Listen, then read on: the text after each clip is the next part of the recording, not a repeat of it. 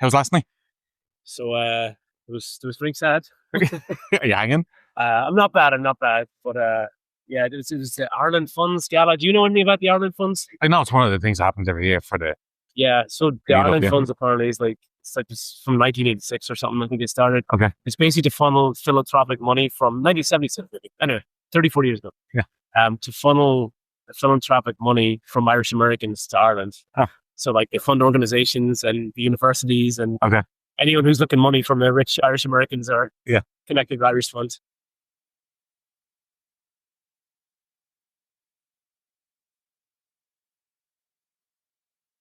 Well, Margaret. Thank you.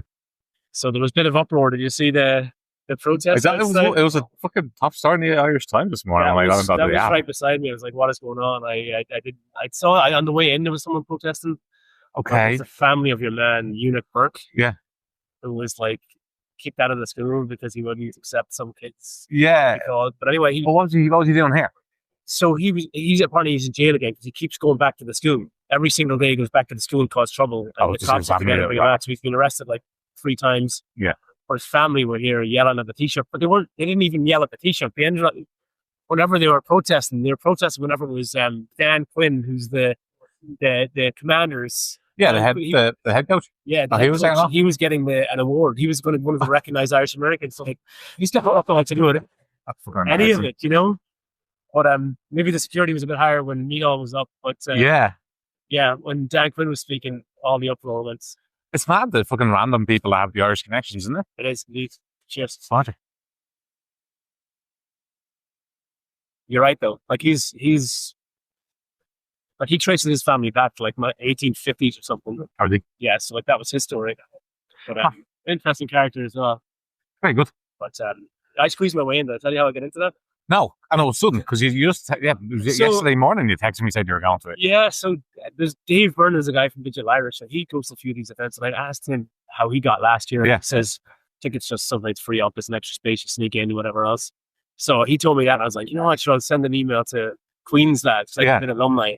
Yeah. So next thing, the Queen's had a spot open, and I end up jumping in on it, getting in last minutes. So the university connection just lit up for you in the last week. Queen's, So, because that's what you're. So, and again, ironically, Queen's University is the one that's getting me connected with all the things. But I was sat next to the vice chancellor of Queen's University. It was like, were you really? Yeah, like the chancellor is fucking deadly. And the vice chancellor he's the CEO of Queen's University. So that was interesting. It's all that. It was like, it's definitely a different scene of like the Irish contingent. Yeah. Than the usual Irish contingent in like. So you got to whisper about shifts to people last night. Oh, absolutely. That's brilliant. Sitting next to one of the founders of the Dead Rabbit, which was that's a great spot. But you're marching in the Paddy's Parade in New York now as well because of the university connection as well. Like this whole fucking thing exploded this week. Where did that again? just randomly, Queen's University again marching the parade, and I got an email, and so I give a few lads a shout. Darren went to Queen's. Yeah. A couple other friends coming down. So some doing St Patrick's Day, look at it from a whole different angle. And how many of you will be marching in the parade? There's 3 of us, but I'm sure maybe like 30 or 40. That's fucking brilliant. Yeah. So absolutely I don't know why. I don't know what's the data be Golden Queen's University or whatever, but so the rules, you read the rule book of the guidelines. Yes.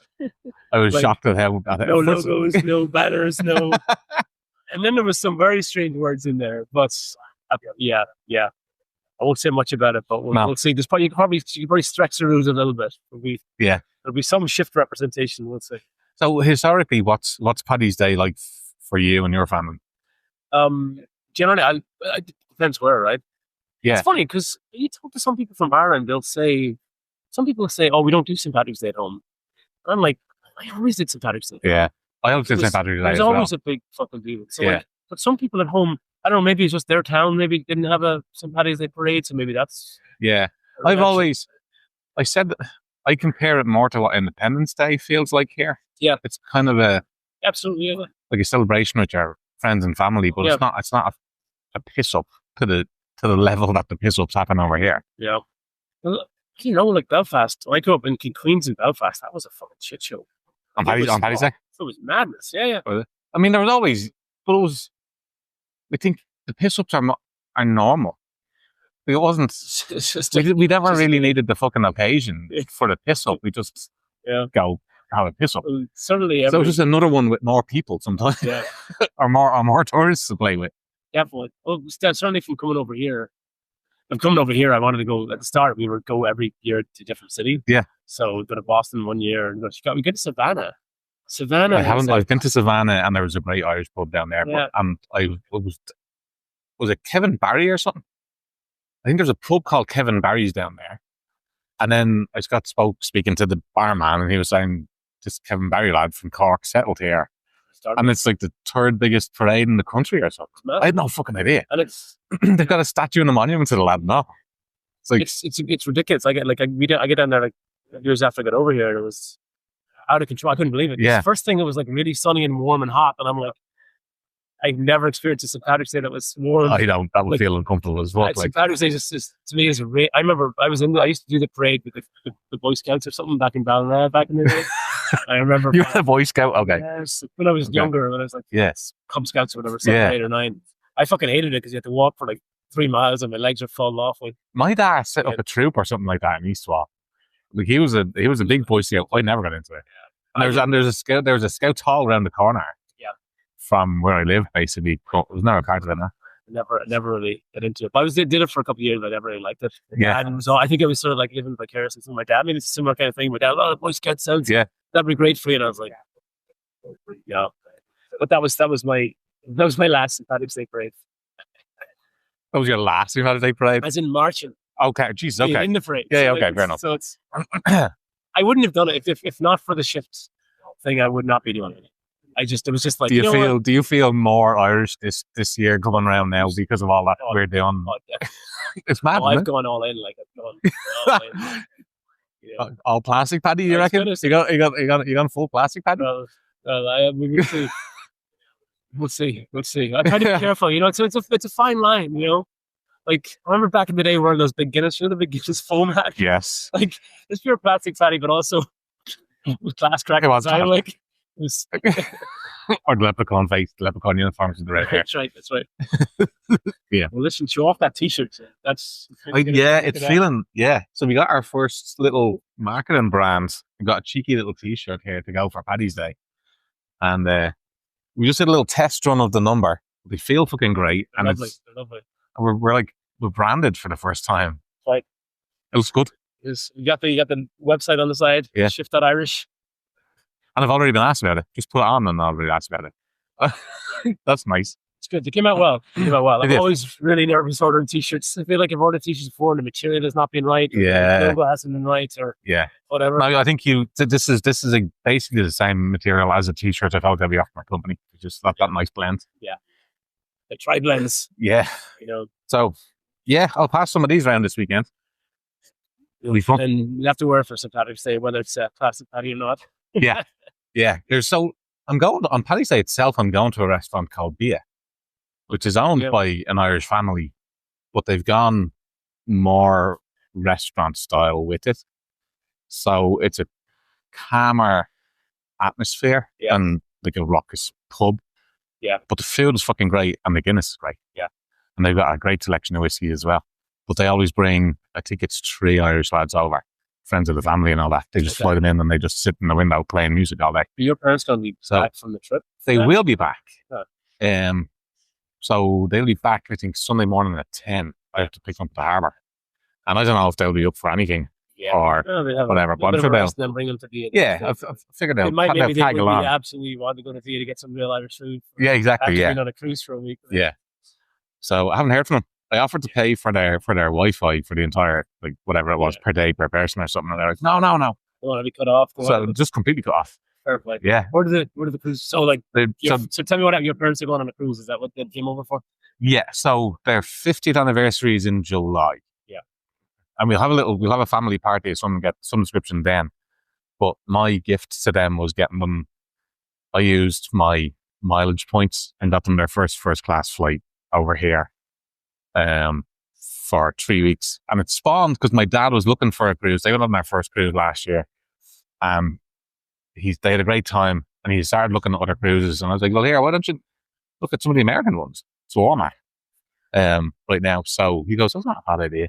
So I ended up getting them first class tickets to Dulles, and then they were here with me for 5 days. Put them on the boat last Sunday, cruising until this Sunday down to the Bahamas. Yeah, so they've been bouncing, I think 3 or 4 of the. Never. I don't even know if I fucking want to, Paul. As much as I love to travel, and I don't know if I want or need a boat. No, when you're kind of stuck and contained, and you feel like you're in like a small hotel. Yeah. But I would say there's one amazing feeling when you're in the middle of the ocean. I think I've told you this. I want to get a boat from Ireland or Southampton or whatever fucking to go to do the trip. We should do it. Like, I want to do the trip that Irish made, like really feel the distance. Because we have it for 7 hours and you don't appreciate the fact that you're fucking crossing an ocean. I know. Have you ever gone to the Epic Museum? No. Where's that? Right, it's on the North Wall Quay, or the Custom House Quay in Dublin, in town, right in the middle of town, right on the Liffey. And the former CEO of Coke, parents or grandparents was Irish. His philanthropic thing when he retired was he converted one of the old dock warehouses into a museum dedicated to the history of Irish immigration. Yeah, sure. It's a great museum, right? Yeah. And I brought Liam, my son, there the first time when he was 12 or 13, and it was fascinating. He was like, "This is you." Like, he was able to like, you did this. This is your story. Yeah. But at the end of that, new lineage, new. Yeah, exactly. Yeah, right. But at the end of that, there's a great little video at the end, like 6 or 7 minutes at the end, and it shows the difference between a lad on a boat sailing for fucking 3 weeks to America, and the creaking and the puking and the noise and the wind, and then the next scene is like a little, and you hear a seatbelt opening, and it highlights the differences between now and then. It's really well done. That's what I want to feel, because for the cruise, what I did like about the cruise is, like, for an instant, you're in the middle of the ocean, you're up on top looking around, and you don't see, all you see is water. Yeah. And there's something like, I don't know, liberating or something about just how small you are. Yeah. How, like, there's nothing for hundreds of miles. Yeah. Thousands of miles sometimes. I'd love to do that trip. 2 of my friends just did a thing from like Tahiti down to Australia or something. That sounds like a fucking interesting cruise. I don't know why that sounds more interesting than something from here to the Bahamas. I've done the Bahamas one. Have you? I've done it. It was for a friend's 30th birthday. 30th birthday. But I have a good story for this. Okay. Because they have a casino on board. Yeah. And the casino opens up as soon as you hit, I think it's 5 miles. Where did you leave from? From Orlando, from Cape Canaveral. Okay. Right beside the station. Yeah. So it was like leaving from there. So 5 miles out, they open the casino, and like, you're on the boat, even half an hour in, you're fucking bored, because like there's not much to do. The casino's about to open. And the casino is a fucking room half the size of this room, with some slot machines, and that's what that's the casino. It's probably some games. Okay. Casino opened, and I'm like, fuck it, straight in, $20 into a machine. How much did you win? And so like, and I'm pretty sure they have it set up for the first person who puts some money in to fucking win. Because everybody hears it. Like, yeah, let's go. $600. No shit. $600. So the cruise is like 4 days, and like, I was just like, wow, like, and it wasn't an all inclusive cruise. Yeah, but it was all inclusive for me. That's because like $600 came out of it, and I was like, I'm not going back in the casino. Yeah, work here is done. Just chill by the pool. Yeah, drink pina coladas for the next 4 days. So here's my little story, my dad's little story about the cruise. Right, so they were in Ireland, a little nervous about booking the trip so far away, and then when he tried to pay them for the first time, they wouldn't accept it because his card was based in Ireland and they're an American travel agency and whatever. So I ended up reaching out to a friend of mine who's a travel agent here. She took it over. We book it. Just before we book it, she goes, just Patrick, just feel like I have to flag this, right? So March, the middle of March is like spring break time. Oh shit! Oh, and this is probably going to be like a younger, at least influenced cruise. Like, it might be a bit of a party cruise. Yeah. Full of fucking college kids on their spring break at the Bahamas.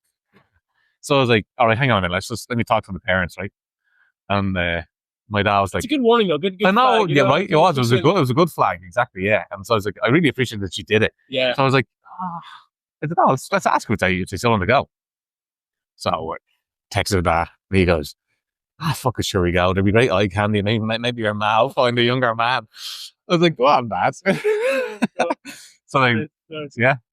Well, listen, I'm going to take a break. I want to see, make sure you're listening to this recording because it's happened before. Our production crew. I.e. us. Yes, i.e. Yeah. Well, I love it. We're good to go. Actually, there's that cruise I was on. Maybe I need to go on a cruise because that cruise also, there's an argument to say that is what kicked off Three Advance. That cruise? That cruise. Or that cruise? That, being on a cruise, and it's the most ridiculous reason. Okay. It was on a cruise, so it was my friend's 30th. What year was that? 2008? Yeah. We're on the top of the cruise, and one of his friends brought a laptop, and I was always a Windows. Okay. I had Windows, Microsoft, never had a MacBook, never had, Yeah. Maybe it was earlier back. Anyway, whatever it was. So we're up on top, and he had a MacBook, and it was sunny, and you could see the screen, and I couldn't believe that you could fucking see a screen outside, because at those days, the screens are so shit, you couldn't see anything. And I was like, I'm a tech fucking just nerd, and so he had the MacBook.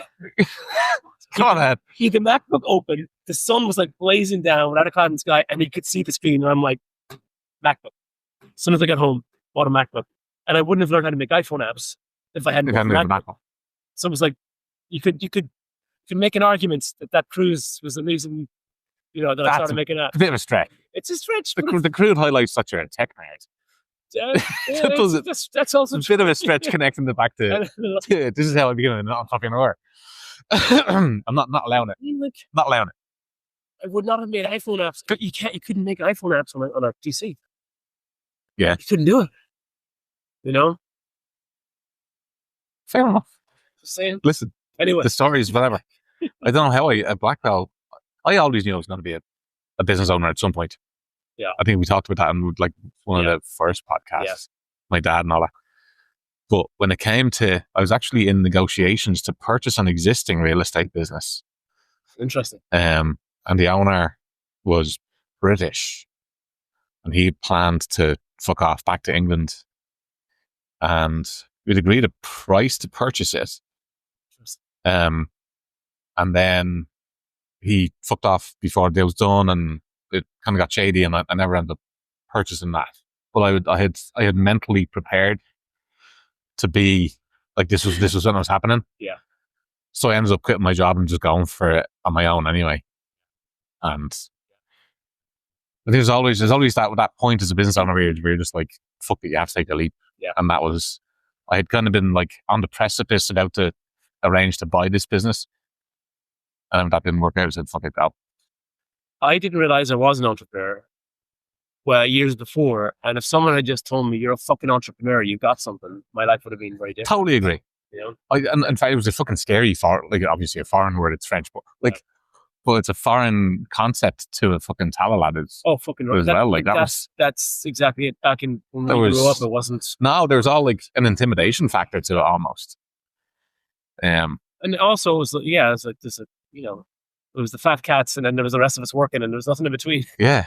So like, and now we're technically multi-entrepreneurs. Yeah. Imagine that. Yeah. wouldn't have said that when I was fucking 18. Yeah. Man. I started making websites. I learned how to make websites when I was 16. And I remember getting paid by, it was actually Liam, his name is, he lives in San Francisco. He owns a company called Brainstormer. Okay. I didn't mention it. It's a pub quiz trivia company. Yeah. But he's like, he's the reason why this pub quiz is all over the country right now. Oh, you mentioned that, lad. Yes. Company up. But I remember he was paying me £20 an hour when I was like 18. I was like £20 an hour, because like most people were getting paid £3 or £4 in like and I was like, before that I was like paying $2.50 plus tips in like a hotel. Yeah. Suddenly this rich Irish American was giving me £20 an hour. Yeah. Now, at his point he was paying like a third or fourth or fifth of the price that he would be paying. Yeah. Over there. But I didn't realize the power I had, or the so were you a barman? No, I built the software to sell all these $2.50 plus tips. Oh, sorry. As I was in before I did that. Yes, I was working in a restaurant. I was a waiter. Got it. I was a waiter. Okay. A server. And then like where I was, it was before you had a busboy, a server, a waiter. Yeah. it was just everybody fucking. It was a proper hotel, Killyhevlin in Enniskillen. Yeah. But it was like, even if you were dropped in there, you were expected to do all the things that everyone else did. I had my stint as a like young trainee barman in a restaurant called Joel's, which is like it's on a nice road just outside Dublin City, right? And it's on the main fucking like Limerick, Cork, Kerry artery. Yeah. Joel's. And they closed to refurbish, which is when I stopped working there. Yeah. But they're like, that's where all the long haul drivers will stop to get their lunch or dinner after the GAA match in Craic. Oh, right. Fucking great crack working in there. Yeah, it's a good spot. Where is that exactly? Clondalkin, just literally just out the M50, about 5 minutes from the M50. Yeah.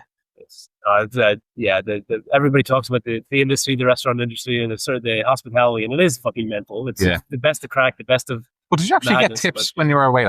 Yeah, a little bit. Yeah, it was in a hotel, so we'd have again if the Americans were there, because it was like a nice hotel. Okay, so one of the nice at the time. It was probably the nicest hotel in Fermanagh. Yeah, one of the nicest. Not now, just a lot fucking bad. Yeah, it was actually one of the ones that was bombed a whole bunch of times.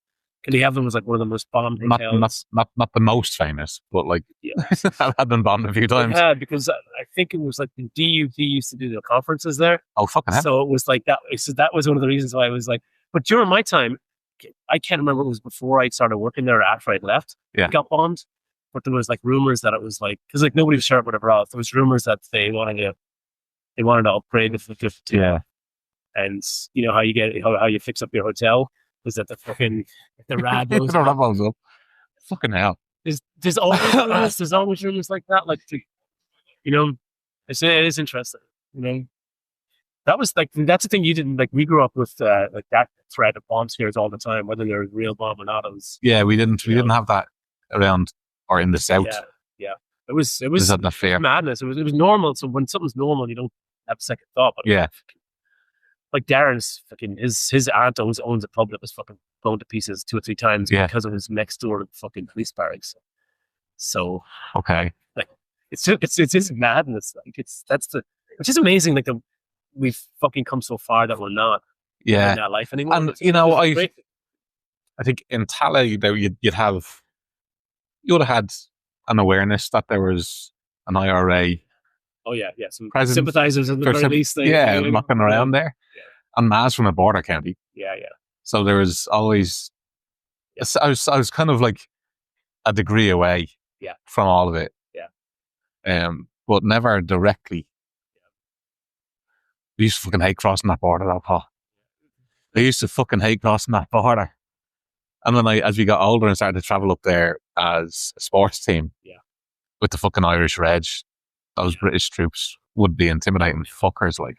Yeah. Proper scary. Yeah. We'd go up with the Mayo registration. I swear to God, one time because we go up every couple of weekends. My dad's from them. Yeah. He's from Anniestown, so he's like he grew up around the corner from Jerry Adams. Oh, did he? And he looks a little bit like Jerry Adams in his later years, so like people give me shit for him. Jerry. How are you, Jerry? But I remember going through. Like I remember same sort of shit you'd hear about people pulled over. Like we'd get pulled over by the British Army or whatever, just from driving. Just from driving? Yeah. And I remember one time we're going over the border and like this fucking 17-year-old, because it did ID us. My dad had to show ID where you go, whatever. Like there's two crosses. One was the Irish one and one was the whatever. And then they have random ones. But I remember one time this fucking 17-year-old fucking soldier the fucking machine gun, the fucking M16 or whatever it is, like poking my dad's chest through the fucking car, just like, and it's just like, it's tango. Yeah. So, and then I have like a bunch of stories of just like really weird situations that at the time were kind of normal, but now it's like, fuck off. Yeah. I remember my uncle was in the car one time, we were pulled over by the British Army, and he lived in the north and he kind of knew some of the guys that he knew the British Army officers. Yeah, he knew some of the British soldiers. Okay. He knew of them, or he knew who they were. Okay. I remember my dad was pulled over and he fucking lost that. He said, "You send them over just because he's fucking this southern registration. You got no business here." And I was just like, it was a real experience. And you were a kid in the car watching that. And my dad was just like trying to stay out of trouble, like fucking head down. But there was always a threat as well. That they call that trauma nowadays. Oh, it's that's called trauma nowadays. That kind of shit. My cousins used to live next door to like a British Army post, and the fucking I just put on 50 yards away from their house, the 2, 3, 4, 5 times a day, the helicopter would land and like 20 soldiers jumped out. Yeah, and it was so loud. It was like right beside, because like not a very well off neighborhood. Like it was right beside this field where it was right the other side of it was the barracks. But as a kid, I remember being a 4-year-old and scared out of my wits seeing that shit because you're just watching it. It's like it sounds like I don't think it's a fucking A-Team or it's like a Vietnam film on TV and just. I'm not sorry I didn't live that close to it. I used to get some of the perks of it. We'd go up to my Cavan cousins, aunts and uncles. They'd jump across the border for a day and get fucking diesel and fucking sweets and get some of the cheaper shit and just get back across. Well, when we grew up, it was 16-year-olds going to get drunk over at the Steve Russell in Monaghan or Bundoran. Bundoran was the spotlight. But anyway, that's hilarious. Yeah. Well, I was driving down, brought two friends over 3 years ago, showed them around for a bit, and I used Google Maps to get to Giant's Causeway from Bailieborough, right? So I was used every fucking boring that exists. Just driving down these fucking. Do you use the word boring?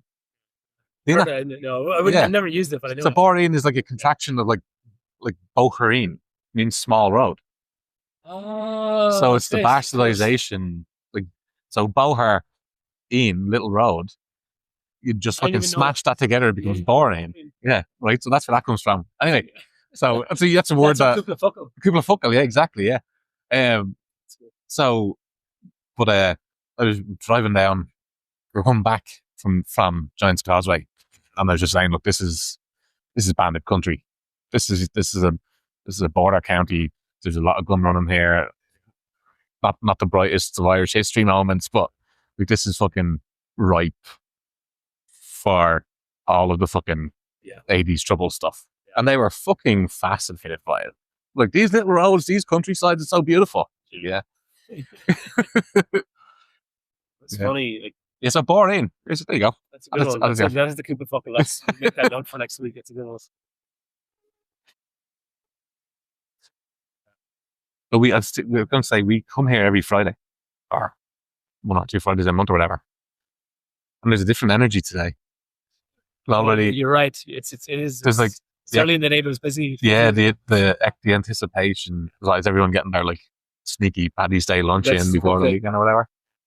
Well, it probably starts to get busy. Like have you talked to any of the barmen? Yeah, I was talking. Yeah, and the fucking busy weekend. Spoke to Mick there. And I don't know how do you plan for the day being on Monday? big one is Saturday and Sunday will probably still be the bigger ones, right? Monday will still be fucking busy as fuck. I know. Well, so my office is closed, right? It's Paddy's Day. I'm closing the fucking office. My team love it. They love their little Paddy's Day bonus. But yeah, I mean, I'll be celebrating it. More like the way we would usually celebrate it, rather than on a fucking piss up if I'm going to beer. Yeah. So yeah. I was actually in the forecourt. It's funny. So I was at this Irish stuff this week, and I met this woman who works for Outstone. It's a venture capital firm, an Irish one. So coming over here trying to make connections. I've heard, And she says, oh, I have to go to this Irish pub, and like apparently, like basically her cousin-in-law owns the pub. And I'm like, where is it? Fucking forecourts. And it's Dave Cahill. Dave. Dave. Yeah. I just like, it's perfect. So I actually met up with her on Wednesday at the forecourts. Excellent. It's just funny the connections come together. Well, and you've been given the liver a workout. You're definitely fucking. Well, you're floating it. You're right. Like there is a bit of sense. And again, we've been moving around. This is, I think, the third location we've sat at. So we're at the same pub. We're at the Shebeen. We just moved around a little bit. Yeah. We're at the back of the bar. This is a good view. You got a good view of the bar itself. Yeah, I kind of like it up here too. Although we loved the last location with the fucking fire in the background. Now someone got there first. I know, yeah. It's some fucking ad for the pub though. It's like three different venues. Yeah, you saw it here first. It is a great pub. So listen, we should talk a little bit about Shift. Yeah, tell me what's going on. First up, congratulations to us on our little soft launch. Shift is live. We got to promote it because, like, you got to promote it. All right. So it's shift.Irish. Right now, ahead of St. Patrick's Day, it's covering all the events, St. Paddy's Day, and all different Irish events. I say across the world, but I can tell you that 80 cities across the United States, that's a fucking lot. Yeah, but 80 is a fucking achievement. It is. I mean, just, we kind of we probably put undue pressure on ourselves to have a presence for this Paddy's Day. Yeah. But the fact that you were able to do it is fucking amazing. And the reports I'm getting back from people saying, geez, if you search this stuff, you're appearing on Google already. Like, so it's the fact that we've got some traction early on is, I had actually, again, there's some little battles in a year's time with you, like, this is nothing. But we had our first submission of an event today. So someone like saw one of their events on it. So, like, fucking deadly. So it feels good that it's actually, someone sees the value of it. Yeah. And also just there, so like the shift started, it's called Shift, right? So like there's obviously a little nudge to like make it out and show that t-shirt. Have a look at the t-shirt. Like, shift on Irish. Come on. You gotta love it. Yeah. And if you're Irish, you know what's going on. If you're not Irish or you're part Irish, you've probably heard the word shift, but you probably don't know. It's a conversation starter. Yeah, it is. Put it in any fucking pub this weekend. Like, and it's also like it's a fucking brilliant word. Like it's a great word. It's an action word. It's a great word. It's like, go do something, shift yourself, and we use that as like, so it wasn't a fucking accident that I landed on it. 100%. Totally. Wow. Totally. And I think the little website that's out is nothing like what the fucking end product is going to look like, and isn't. So I'm sure there'll be functional elements that we build on out of that, but just to have something that exists that I can say, like, I feel like I can say I invented something now. So no matter what happens, we fucking built something that's got some value, right? Yeah. Right. So like now we choose where we go down the line, what we improve, what shoots off this. We try and fail this, try and fail that, try and fail the other. Yeah. The thing that I've learned the last few weeks is like how not tech savvy Irish organizations are. Okay. Which is like suspicion. How not tech savvy. Okay. How they all a lot of them have memberships, but don't really do a really good job of.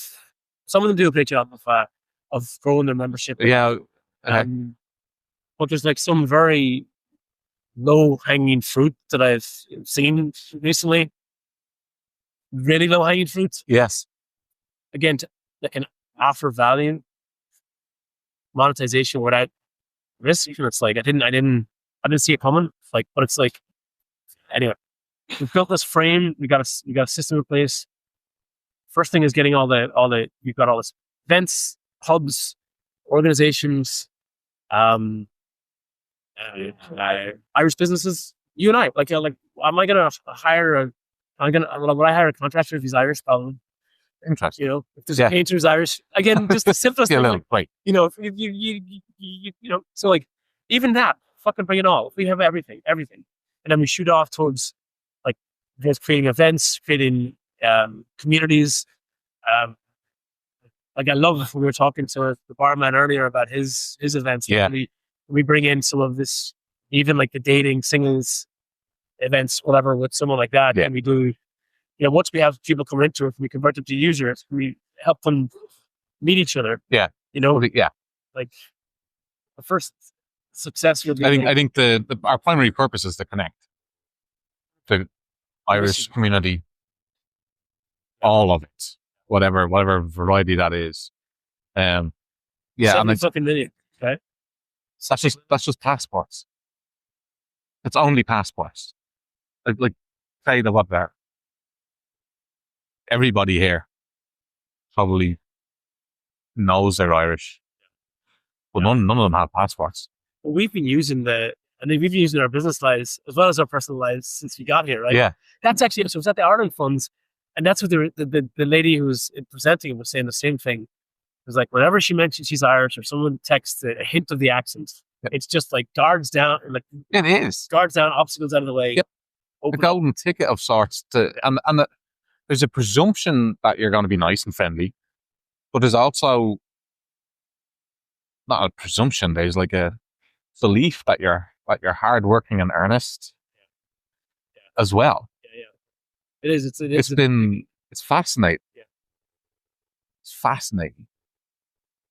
Yeah. So I know. I'm excited to watch it evolve now into an app. I'm excited. I'm fucking excited now. We got this far in the space of, let's say, like 3 months. Like it's Less. Less. and I mean, you guys are fucking bursting it, in fairness. You're bursting it. Right, she bottoms up. I can enjoy it. Okay, all right. The last little bit of it.